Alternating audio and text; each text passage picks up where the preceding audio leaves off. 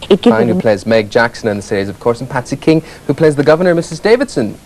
We have had absolutely hundreds of calls here this morning about this, basically complaining that it's on so late in the evening. But in Australia, it was prime time viewing, wasn't it? Your family viewing is much later, though, isn't it? 9 o'clock? It stops.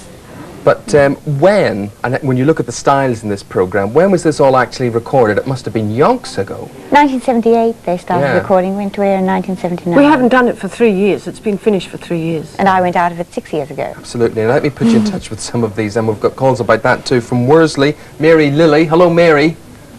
Hello, Mary Lilly. Yes. Hello, Mary. Hello. You're a Prisoner fan, yeah? I am. I've never missed an episode Oh, yet. well, here, speak to the two characters here, Thank then. you. Good morning, Elspeth. Good morning, Patsy. Good morning, Mary. I have a question for each. Elspeth, have you ever spent any time researching in a prison for your part? Is you so natural as a prison officer? Well, actually, we did go and visit a prison before we started doing the series, but we weren't allowed to speak to the prisoners, and I'm jolly glad we didn't, mainly because it's a very sad institution, and once somebody goes in there, I think that's their own private life and their business, and I would have been speechless. I wouldn't have known what to say to them. But it is tough, and it just gives you a feeling of, that awful feeling of incarceration when people do go into prisons. But that was about it, Mary. Mary, thanks very much for your call. I'd like to break off because we're going to go to Australia. Reg Watson, the man who created this programme, devised it, is on the line now from Australia. Good morning, Reg.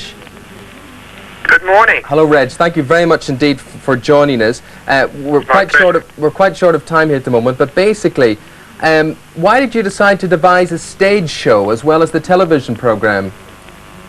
Well, it wasn't my idea, actually. It was John Farrow's idea.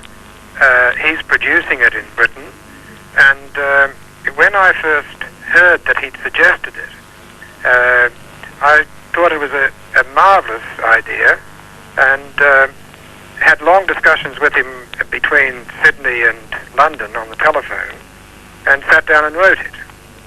Right, okay. Well, it seems to be a big success here. Reg, we've a little fault with your telephone line there at the moment. We'd just like to stand you down just for a moment and talk again to the two ladies.